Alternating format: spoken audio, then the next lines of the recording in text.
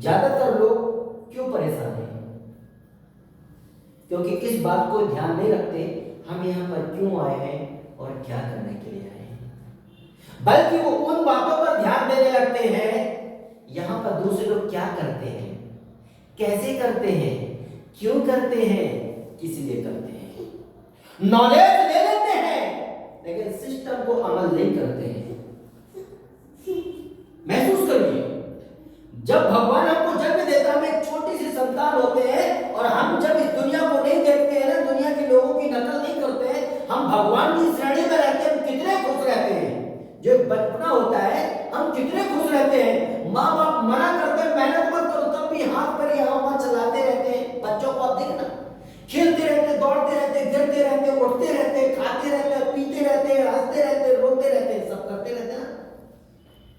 और कुछ कितना भी तकलीफ रोते हैं, गाते, कुछ पल के बाद फिर हंसने लगते हैं।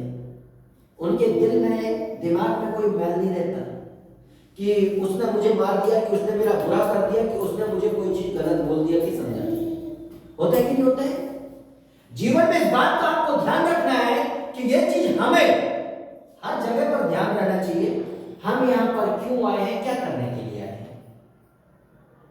महसूस करिए, फॉर एग्जाम्पल एक महाराज जी को एक मंदिर में जाके पूजा करना है, ठीक है। देन पूजा करने से पहले यदि उनके मन विचारों में अश्लीलता भरे विचार होंगे तो क्या मंदिर में सच्ची आस्था के साथ पूजा कर पाएंगे? बताएं, कर पाएंगे? कभी नहीं कर पाएंगे।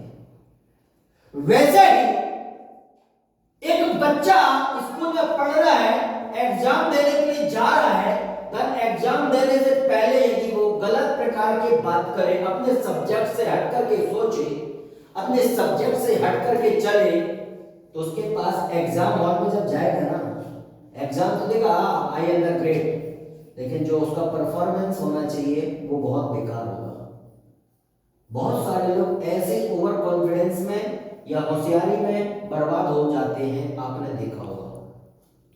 वैसे आजकल लोग क्या गलती करते हैं, वो चाहते हैं कि मैं एक कम्युनिटी में, एक बिजनेस में, एक कंपनी में, एक संस्था में बहुत आगे बढ़ूं।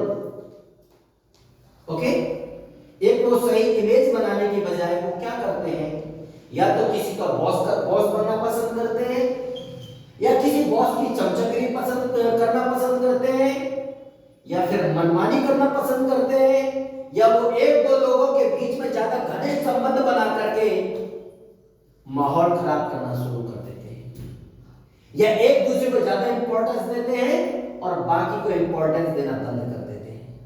जो इंपॉर्टेंस काम का होना चाहिए, परफॉर्मेंस का होना चाहिए, लीडरशिप का होना चाहिए, उस चीज को लोग भूल जाते हैं।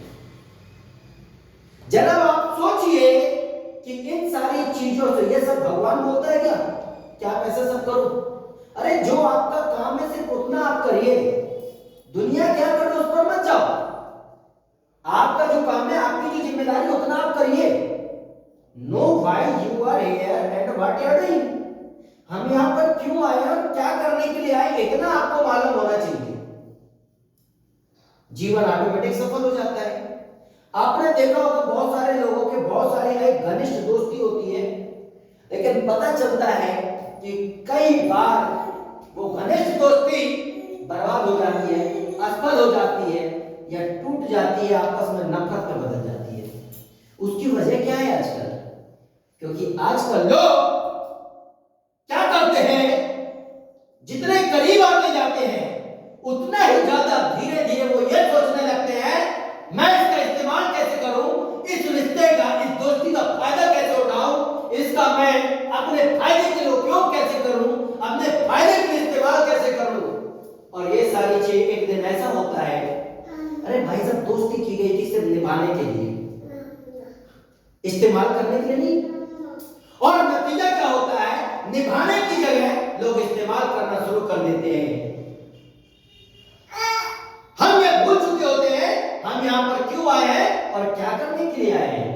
नतीजा क्या होता है, वो दोस्ती नफरत में बदल जाती है। उसी जगह पर बॉर्डर पर खड़ा हुआ जवान यदि वो ये बात भूल जाए कि मैं यहां पर क्यों आया और क्या करने के लिए आया, आखिर उसके भी घर में उसके बीवी बच्चे माँ बाप है ना, और यदि दुश्मन देश का गद्दार यदि उससे बोलने लगे यार आपकी गवर्नमेंट आपको सिर्फ ज्यादा से ज्यादा 20,000, 30,000, 40,000, 50,000 या 1,00,000 रुपए सैलरी दे रही होगी ना, राइट, और नहीं मालूम मेरा मकसद है उस देश को तबाह करना। आपको यदि अपनी जान प्यारी है, एक काम करो, आप यहां से अपनी ड्यूटी से हट जाओ, मैं आपको 10 करोड़ रुपए दे रहा हूं, मुझे अपने देश के अंदर एंट्री कर जाने दो। जरा आप सोचिए, यदि उसका स्वाभिमान वहां पर डगमगा जाए, उसका जमीन वहां पर डगमगा जाए, भाई पैसा सबको प्यारा है ना, लेकिन उस फौजी को अपना देश प्यारा, जिस देश के अंदर लोग रह करके भ्रष्टाचार, अत्याचार और एक दूसरे को सब गलत कर रहे हैं, और यदि वो उस दिन यदि भूल जाए कि मैं यहां बॉर्डर पर क्यों आया हूं और क्या करने के लिए आया हूं, तो क्या आप और हम देश में सलामत रह पाएंगे? महसूस करो दिल से यार, लोग यही गलती करते हैं, भूल जाते हैं। लोग बहुत करीब होते हैं, करीब आते आते वो गलत तरीके से लोग करीब पहुंच जाते हैं, रिश्ते बहुत ज्यादा बिखर जाते हैं। लोग कभी किसी से दिल लगाते लगाते दिमाग लगाना शुरू कर देते हैं, लोगों के रिश्ते ऑटोमेटिक नफरत में बदल जाते हैं। क्यों? अरे सिर्फ आपका भर इंसान, आप भर तो इंसान नहीं हो ना, सभी लोग इंसान हैं, इस भगवान के आप सभी जीव जंतु इंसान, भगवान की संतान है। लेकिन यदि इंसान फिर सोचता है यार मेरे साथ ऐसा बुरा क्यों हो गया, बुरा हुआ नहीं, आपने बुरा को बोया है तो आप बुरा काट रहे हो, बताए गलत हो तो, राइट?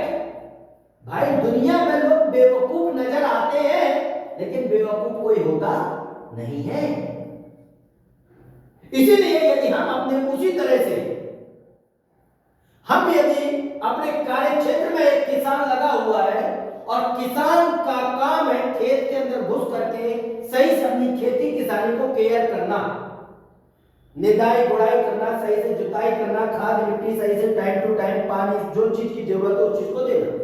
लेकिन यदि वो उस चीज को ध्यान देने के बजाय मेड़ के चारों तरफ से वो घूमता रहे, तो क्या वो एक अच्छी फसल उगा सकता है? उगा सकता है? क्योंकि उसे इस बात का होश नहीं है कि मैं यहां पर क्यों आया और क्या करने के लिए आया हूं। सोच सकते हो आप। वैसे ही बिजनेसमैन बनना एक सिद्धांतवादी, स्वाभिमान और चरित्र की पहचान होती है। उसे नहीं बिजनेस कहते हैं कि आपने लोगों से पैसा लिया, ठग लिया और निकल लिए, आपका पेट भर गया, आपका ताजमहल बन गया, बाकी ताजमहल वालों को झोपड़ी में ला दिए। उसे नहीं कहते बिजनेसमैन, उसे कहते ठग इंसान, कैरेक्टर लेस इंसान, जिसकी छवि खराब है। बिजनेस का मतलब होता है इस समाज के लिए अच्छा करने वाला, इस समाज को जागरूक करने वाला, इस समाज को